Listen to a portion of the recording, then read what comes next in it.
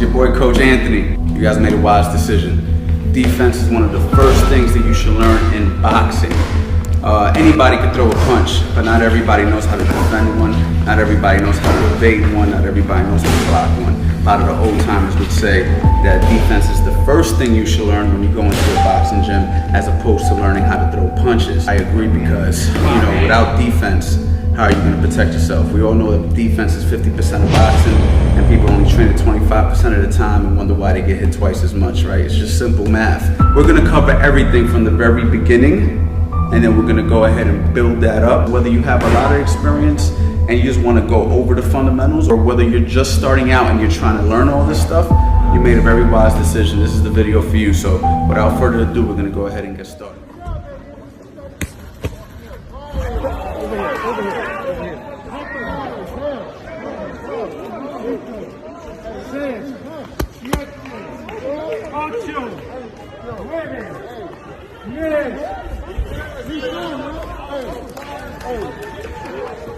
What's going on? It's your boy Coach Ant. Got none other than Fast City Chambers.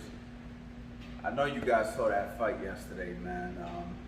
It's actually a pretty good card overall. I mean, both of the Charlo brothers did very well. You had some other good undercard fights on there, man. It was actually overall a very solid card. I was very pleased with the card. But we got to talk about that jab to the body. Which Charlo was it again that won that? Jermell. I think it was Jermell Charlo landed a beautiful jab to the body against Jason Rosario. Now, I've been around boxing 20 years now, and I've never seen a reaction like that. I've seen jabs put people down to the body. It's not the first time I've seen a jab put somebody down, but it's the first time I've seen a fighter reacting that way. I actually put a post on my Instagram page replaying that actual part of the fight, and people said that the fight was staged. People said that, oh, he threw the fight. And in my mind, I'm like, you can't fake that reaction. That was what do you think about that, man? Honestly, man, at first when I looked at it, I was surprised it was a jab. I turned my head, I didn't actually see it when it happened, but then I looked at the replay. But I've seen how the jab landed, and I've been around people that got hit with body shots. Just so happens that this one was a jab. And I've seen body shots put guys down where they can't breathe. They get hit in a certain spot. I don't know what it is, but they get down and they can't breathe. And the way he fell down, it looked like he was kind of like, not in a seizure, but kind of like panicking. And he was panting for air. It looked like they couldn't get him up, he couldn't sit up. Kind of reminded me a little bit of when Delo Hood got hit by Bernard, even though we talked about that. He rolled around, but he couldn't figure out a way to get up. He was trying, he couldn't figure it out. And you actually seen him try to get up. He was really trying his best, but like you said earlier when we were talking, it almost seemed like he panicked. Yeah. He was having like some anxiety as he was trying to get his composure. Yeah. You can tell that guy got a heart of a warrior. You can tell that he really wanted to continue, and you can tell that that was not fake, man. So for those of you guys who think that was fake, I mean, I understand everybody wants to be a conspiracy theorist, but I'm gonna be the first to tell you, man, that wasn't fake. And the other reason I'm gonna say that wasn't fake is he was trying to actually win that fight. Like, if you watched him in that fight, he was doing what he felt was the best things that he can do to try. He was pressing the fight. I thought he was winning moments of the fight, the quiet spots that people might have been overlooking. So somebody that goes out there and competes at that type of intensity with that kind of heart and that kind of enthusiasm, and then they get caught with a shot and they can't get up, it's very hard for me to say you threw the fight, because then what if he would have caught Charlo with a big shot in round 2, round 3 when he was trying, and he would have knocked Charlo out? To me, that doesn't seem like a guy who's trying to throw a fight. So I think you guys can kind of just debunk that whole conspiracy of him trying to throw the fight.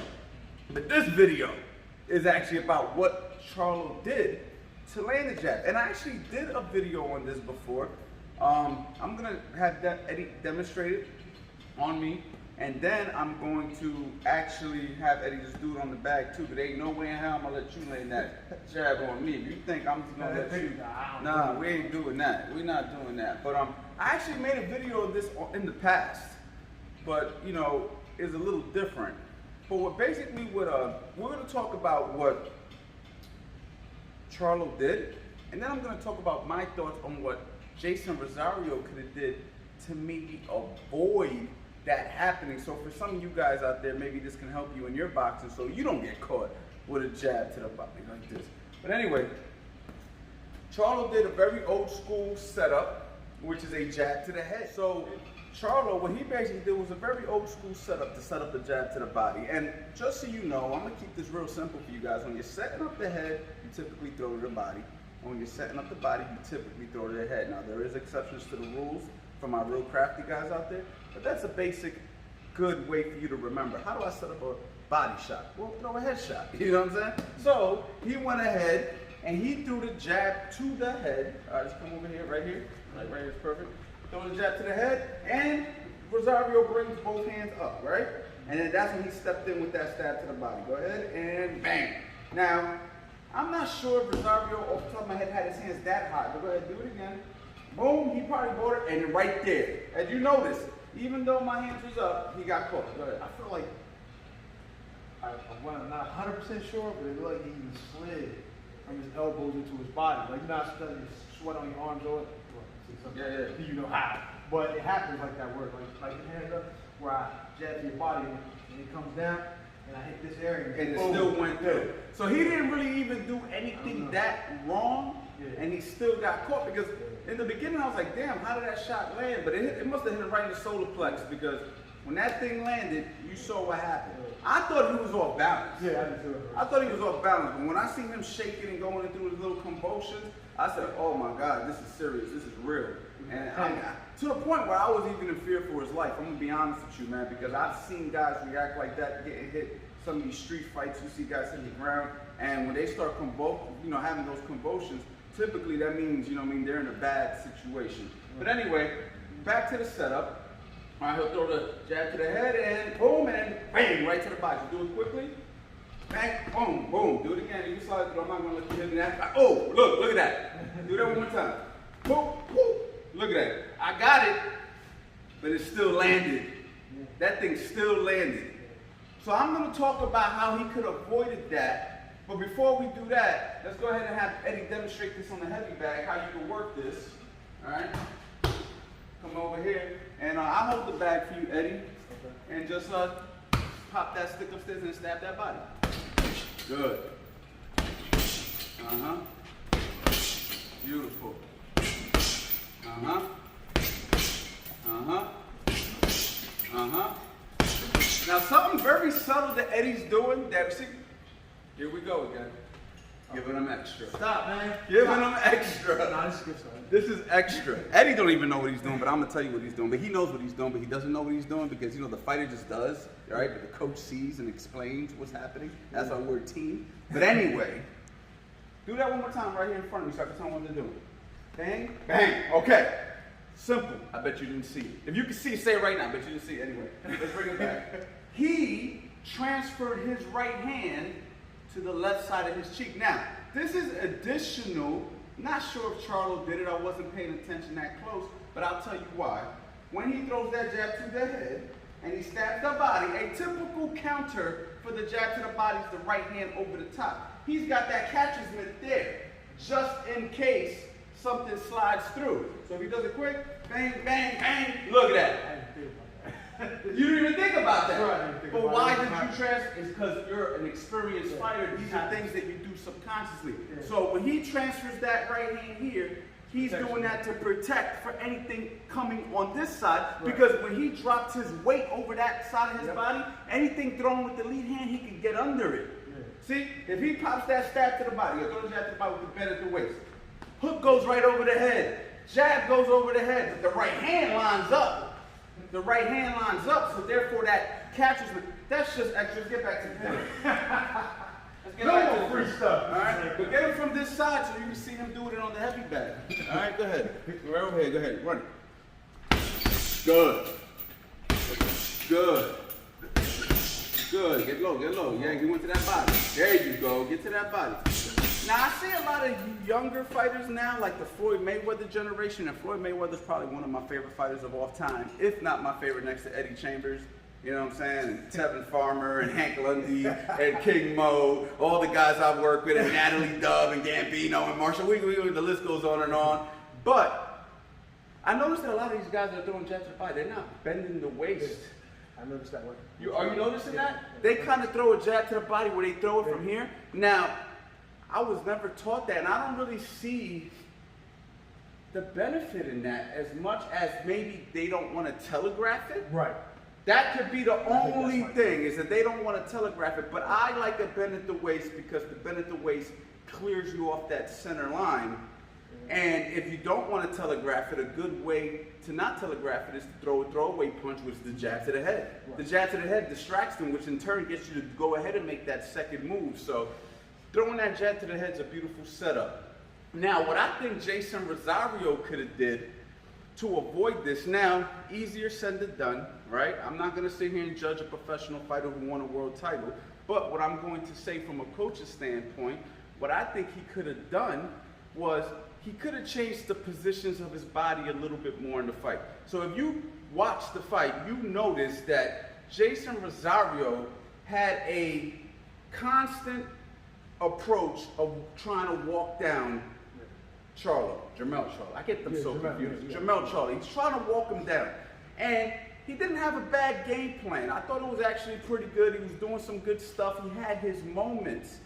But two things happened with this situation. He left himself exposed because he walked him down the whole time, hands up high, square stance, similar to a Winky Rider, Ike Corte guys who I was a big fan of growing up. But hands high, squared up, which, go ahead, get in that stance, that position, facing that camera. Hands up high, position. He got this, and this is all open, right? So drop your hands. When your hands, actually, he was a little bit more straight. Now bring the hands up high. Now he can still block a lot of stuff. He could bend his knees and block them body shots. Like if I go to your body, squat down, right? He felt that he can close up the center if the shots came through the center, but we all saw what happened. He got caught with that shot. Now drop your hands. Give me a half a man. Boom. Now, from this half a man stance, getting the hands up high. Now, even if you keep the hands up high, we don't got to do Philly shove. I know a lot of you guys identify me with the Philly shove because we do it, but we don't even have to do that. We keep the hands up high traditional, but drop the hands again. Square up, hands up. Now give me a half a man, hands up. If you notice, now it's a little bit harder for me to get to his body because he's actually positioned himself a little more halfway.